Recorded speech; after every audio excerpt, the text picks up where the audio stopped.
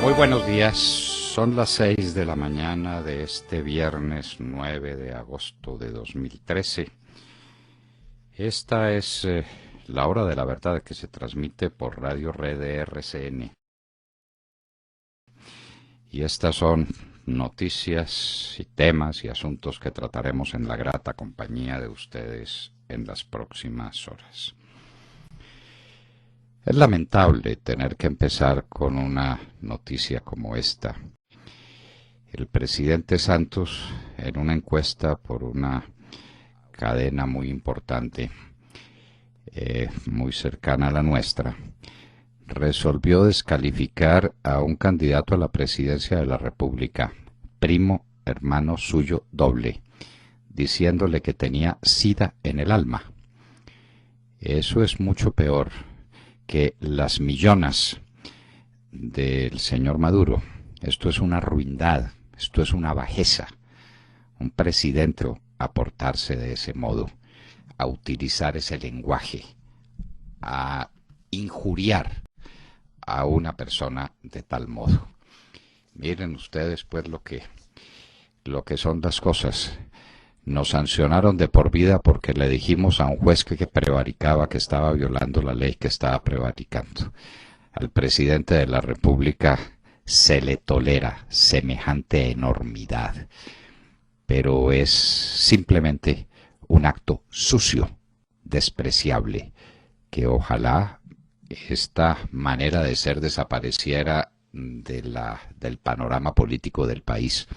Por desesperado que esté el presidente de la República, no es tolerable que tenga una conducta como esa. También en su canción Desesperada resolvió decir que le parecía muy bueno como candidato a la vicepresidencia el general Naranjo. Nosotros hemos dicho que sería una magnífica ocasión para preguntarle ciertas cosas, para que le rinda algunas cuentas al país que están pendientes. Porque se nos fue. Se fue para Cuba, se fue para México, se fue para el BID, se fue muy lejos, llevándose la soga entre los cuernos. También el presidente Santos dijo que lo estaban atacando con cifras inventadas. Veremos más adelante cuáles son. La caída dramática del PIB, la caída de la industria desde hace 18 meses, el aumento de la pobreza en el campo, el desempleo en todas las ciudades importantes del país, el desempleo en los jóvenes, la tasa de desempleo que es la más alta y la peor de toda América, la caída en el transporte terrestre, el aumento en el gasto público, el aumento desbordado en el gasto público y especialmente en la publicidad. Si al presidente no le gusta la cifra que ha dado el presidente Álvaro Uribe, que explique. No está en plan de rendición de cuentas, que rinda cuentas y que nos diga entonces cuánto se gasta en publicidad y que digamos una por una cuáles son las pautas que tiene en las grandes cadenas de televisión, en la radio, en la prensa escrita. Medellín. Extorsión hasta para ver la Feria de las Flores. Esto es inaudito, esto no es un hecho anecdótico, sino que esto demuestra cuál es el nivel de inseguridad urbana al que hemos llegado. Cuando la gente tiene que pagarle a los extorsionistas para presenciar un desfile, uno de los desfiles más importantes en la Feria de las Flores, es porque algo anda muy mal. La verdad sobre las viviendas gratis, la construcción total de las viviendas y la restitución de tierras. El senador Jorge Enrique Robledo, quien ha sido acusado por Santos de no sé cuántas cosas, le acepta el desafío y, entre otras, le propone que se hable de estos temas esenciales. El presidente Santos habla todos los días de las viviendas gratis. El senador Robledo tiene una cifra escalofriante para contar. Le preguntaremos sobre el tema y sobre la famosa restitución de tierras. Hay que ver la publicidad que se ha hecho sobre la restitución de tierras. ¿Cuántas han sido de verdad restitución de tierras y cuántas simplemente regularización de baldíos, de entrega de baldíos. Lo veremos, el senador Robledo nos lo contará. Las FARC mataron a un teniente del ejército ecuatoriano al otro lado de la frontera de Colombia, es decir, en territorio ecuatoriano. ¿Qué tal que hubiera sido un incidente confuso con el ejército nuestro y que el teniente hubiera muerto? ¿Qué tal lo que hubiera sucedido? Pero como fueron las FARC, que son huéspedes permanentes del Ecuador, sin que al presidente Correa le importa, y no desde ahora, desde hace mucho tiempo, cuando Raúl Reyes montó sus reales en territorio ecuatoriano y montó sus campamentos y se estableció tranquilamente como un sultán viviendo allá en la frontera con el Ecuador. Desde entonces están tolerando a las FARC. Ahora tuvieron un incidente armado, dicen que con 5 guerrilleros muertos, habrá que creerles, y un teniente del ejército ecuatoriano que perdió la vida a manos de los bandidos de las FARC. El presidente Maduro da una lección de castellano, de un nuevo castellano. Los millones de ciudadanos y las millonas de ciudadanas. Es para reír, es un chiste. Nos parece que en el fondo de esa cuestión tan cómica hay un verdadero drama. En manos de esa persona está el destino de todo un pueblo. En manos de alguien que se expresa de ese modo está la conducción de una economía que hace crisis definitivamente. El resultado, Venezuela se está convirtiendo en un país invivible. No es el cuento de los millones y las millonas. Es que cuando uno pone un zafio a manejar un país, las cosas tienen que ir como están yendo en Venezuela. El Consejo de Estado le ha dicho al presidente Santos que si quiere la reelección, tiene que estarse 6 meses sin contratar. Eso significa que se acaba la mermelada, amigos queridos. 6 meses sin que el presidente contrate. 6 meses sin publicidad. La publicidad es un contrato. Al presidente se le acaba la ocasión de exaltar su gobierno a todas horas, siempre con verdades a medias, con anfibologías o con mentiras completas. Pero no importa, se acaba la mermelada. Entonces, manera de salir del atolladero, que el candidato sea otro. ¿Podrá el gobierno seguir gastando y gastando y gastando en vísperas electorales? La respuesta es negativa. No se puede, por las normas que regulan las garantías que tiene la oposición y que tiene el país en vísperas electorales. Fue asesinado un conductor de Transmilenio. Hasta ahí la noticia es otra tristísima noticia de las muchas que afligen a la sociedad colombiana. Pero hay algo peor. El agresor había estado 3 veces en la cárcel, lo que significa que 3 jueces lo dejaron en libertad. Ese es el resultado. ¿Cuántas veces hemos hablado de los jueces de ejecución de penas y medidas de seguridad? ¿Cuántas veces? Y de los llamados jueces de control de garantías. Los jueces que están dejando en la calle a los conductores ebrios en medio de la indignación del país. Los conductores ebrios que asesinan personas con su comportamiento indebido, con su comportamiento criminal. Ese es un tema que nadie toca. Y fiscal, es que hubo alguna vez un fiscal general de la nación. Desde Luis Camilo Osorio se ha dado el fenómeno de que haya un fiscal en la fiscalía.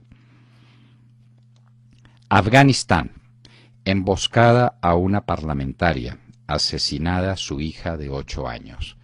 Es simplemente un botón para la muestra, porque todo el Oriente arde. En Pakistán hay unas muertes muy numerosas de personas asesinadas por estos atacantes suicidas, los Estados Unidos tiene que sacar su gente del consulado de Lahore. La cuestión está que arde. En Irán lo mismo. En Egipto la situación está insostenible. Y en Siria igualmente. La oposición está diciendo que atacó un convoy donde iba el presidente Bashar al-Assad. Rápidamente lo rectificaron y mostraron a Bashar si el atentado fue antes o después de la dicha ceremonia religiosa. Gibraltar, un enclave británico en el corazón de España. Eso viene a propósito de que unos barcos de guerra de la Gran Bretaña pidieron permiso y fueron autorizados para llegar a Gibraltar, que es un puerto británico. Gibraltar queda en España. ¿Hay alguna justificación para que a estas horas, entre países amigos, se cometa semejante irrespeto y un país mantenga un enclave militar como Gibraltar en puro territorio español? Es algo parecido a lo de las Malvinas, solo que las Malvinas está muy lejos, lejísimos de la Gran Bretaña y muy cerca de las costas argentinas. Y tal vez Argentina no cuenta en el panorama internacional. Pero esto con España no es hora de ir pensando en que Gibraltar vuelva a ser del dominio español, porque español será por siempre. Vacuna contra la malaria en los Estados Unidos. Hay unos médicos que dicen tenerla, que no han llegado a la última prueba satisfactoria. Y uno se pregunta, ¿y entonces qué pasó con la vacuna de patarroyo? Esa es una historia que no nos han contado bien. El doctor Patarroyo dijo haber encontrado la vacuna para la malaria hace 15 años por lo menos. ¿Qué pasó con esa vacuna? ¿Y qué pasó con todos los premios, con todos los gastos, con todas las inversiones, con todos los auxilios oficiales que recibió el doctor Patarroyo por semejante hazaña? Ahora estamos en que tal vez unos científicos americanos sí tengan, de verdad, la vacuna contra la malaria. Y hoy destacaremos también el Congreso de la Sociedad de Arquitectos e Ingenieros en la ciudad de Medellín. No es el momento más feliz para la arquitectura y para la ingeniería colombiana, lo que quiere decir que es el momento más propicio para que se reúnan los muy respetables profesionales de esas ramas a discutir sus problemas, a levantar su voz, a contarle al país cuál es la verdad sobre la situación de unas profesiones de las que depende nada menos que la infraestructura de Colombia, es decir, su competitividad, es decir, su apertura al mundo. ¿Qué está pasando con la construcción en Colombia? Congreso de la SAI. Y en Hoy en la Historia recordaremos este 9 de agosto un hecho doloroso, desgarrador, de los más duros que ha conocido la especie humana. Hoy, en un día como hoy, 9 de agosto de 1945, estalló la bomba atómica en Nagasaki. Fue la segunda en muy pocos días.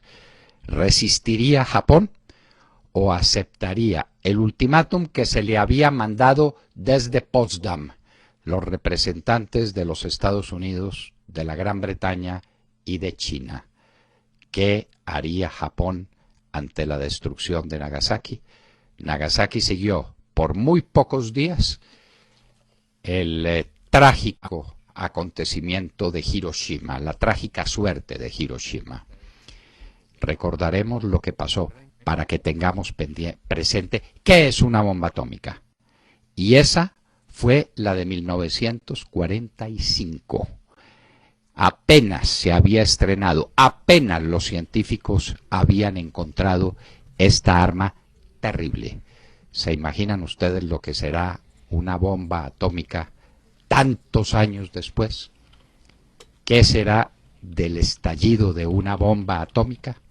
Nagasaki, para que no la olvidemos nunca. De todo esto y de mucho más hablaremos en las próximas horas con ustedes desde aquí, desde la Hora de la Verdad. Muy buenos días. Plácido Domingo, que ya volvió a cantar, tuvo una embolia pulmonar, estuvo enfermo y ahora hace 2 días cantó en el Festival de Salzburgo, éxito total.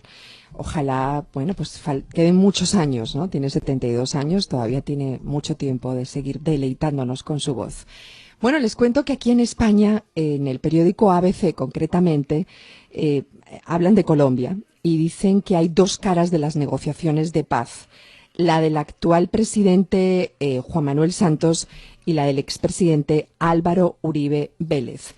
Dicen que no hay encuentro en este tema, que más bien hay un profundo desencuentro cuando se cumplen 3 años de gobierno de un sucesor que, a decir verdad, se desmarcó de sus políticas casi desde el discurso de posesión. Uribe lo tiene muy claro, ha repetido hasta la saciedad que Juan Manuel Santos se aprovechó de su herencia y se ha dedicado a triturarlo, y lo tiene tan claro que ustedes saben que mandó 89 twitters con las críticas concretas a sus políticas de gobierno.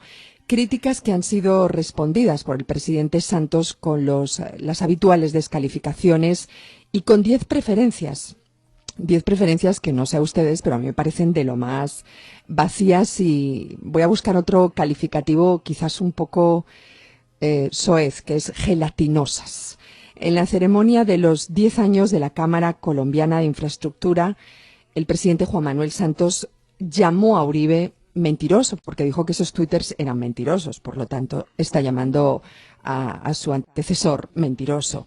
Y las preferencias en cuestión dice que él prefiere construir a destruir, que le gusta unir más que dividir y que prefiere el amor al odio o al rencor. En definitiva, palabras pues muy bonitas, pero que no debaten los 89 twitters de Uribe y que ruedan esos twitters a través de la red social sin parar. Es curioso que, en vista de estas diferencias tan abismales, de los insultos constantes del mandatario Juan Manuel Santos a Uribe y a todos los uribistas, recordemos que entre el abanico de insultos pues está mezquinos, mentirosos, sida en el alma, mano negra, ultraderecha, bueno. Oye, ¿cómo repitamos, Montserrat, por favor, esa colección mezquinos, de mezquinos? No, los poquitos mano que yo negra. recuerdo, ¿no? Porque son muchos: mentirosos, sida en el alma, mano negra, todo esto referido a Uribe y a los uribistas. ¿Cómo le parece? Pues a pesar de todo eso, él dijo en una entrevista que le hicieron en un canal de televisión que lo que a él le gustaría con Álvaro Uribe es que trabajaran juntos. O sea, es increíble. Pero lo dijo y lo repitió varias veces. ¿Qué hay detrás de los insultos del mandatario colombiano? ¿Es una estrategia para tapar la inactividad de su gobierno o es pura desesperación? ¿Ustedes qué piensan?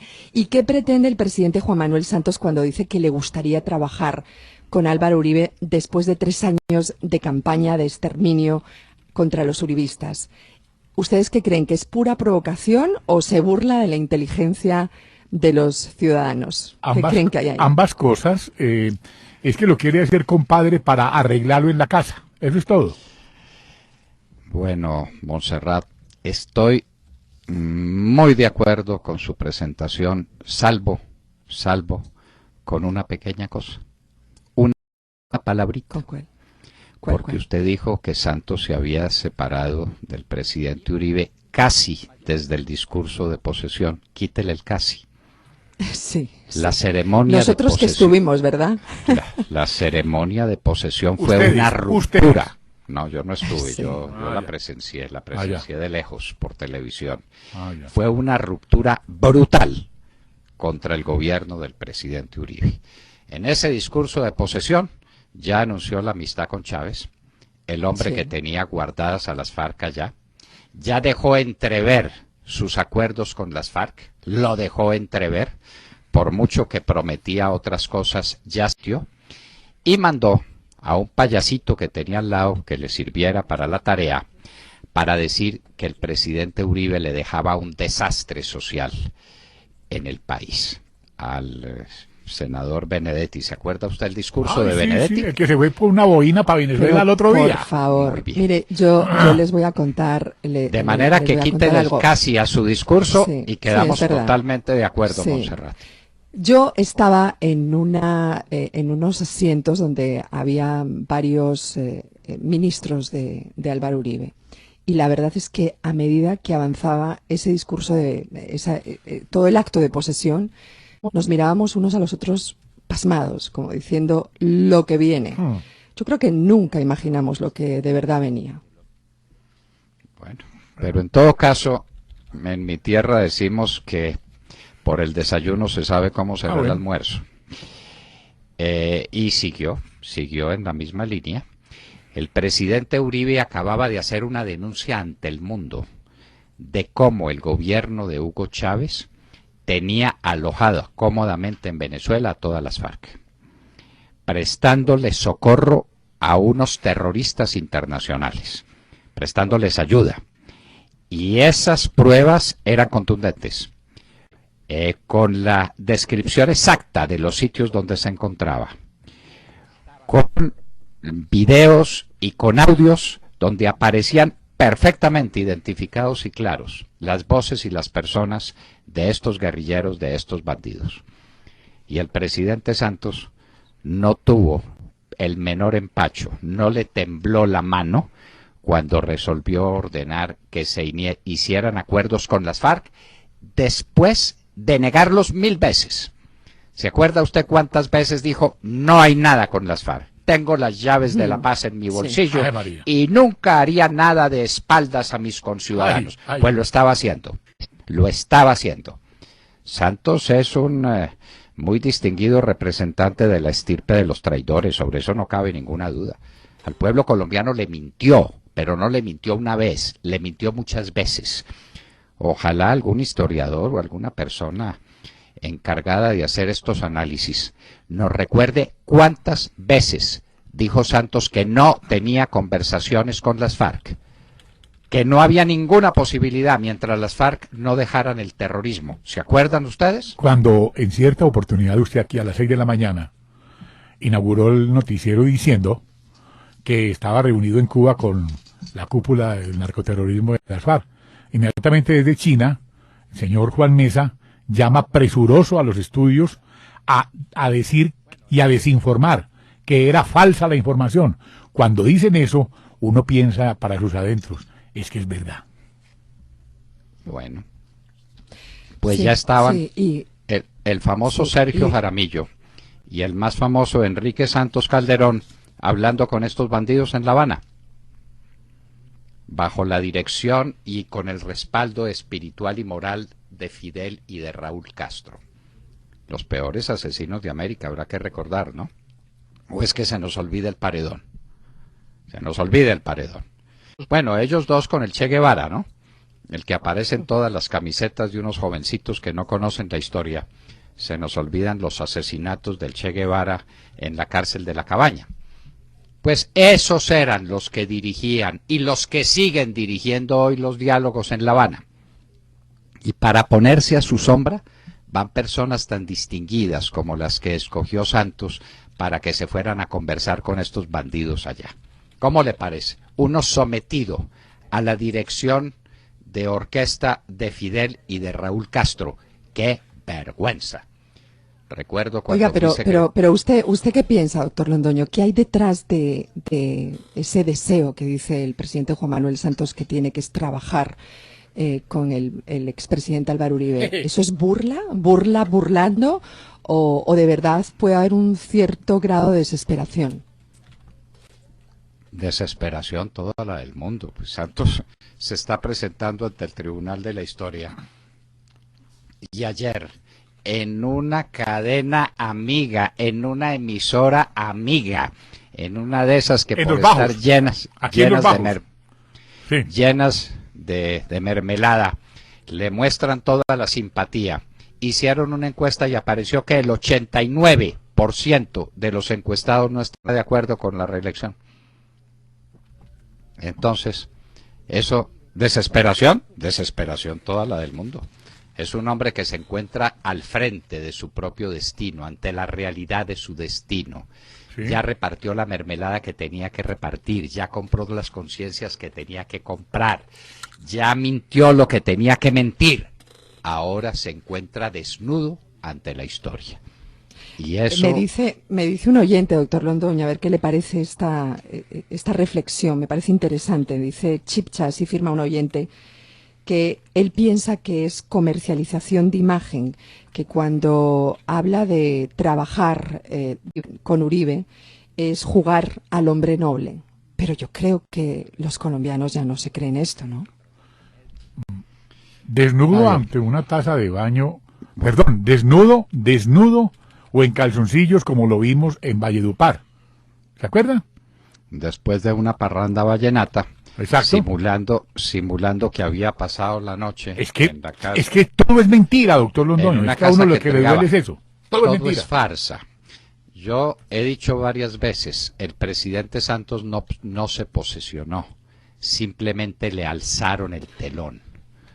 Todo su gobierno ha sido una representación teatral, que a veces tiene visos de tragedia, otras de comedia, otras de sainete, pero está actuando desde el primer día. De gobernar, lo que se llama gobernar, nada. Lejos del pueblo, lejos de la realidad, sin ninguna capacidad de manejo, sin ningún orden, dando tumbos por todas partes, pero representando a toda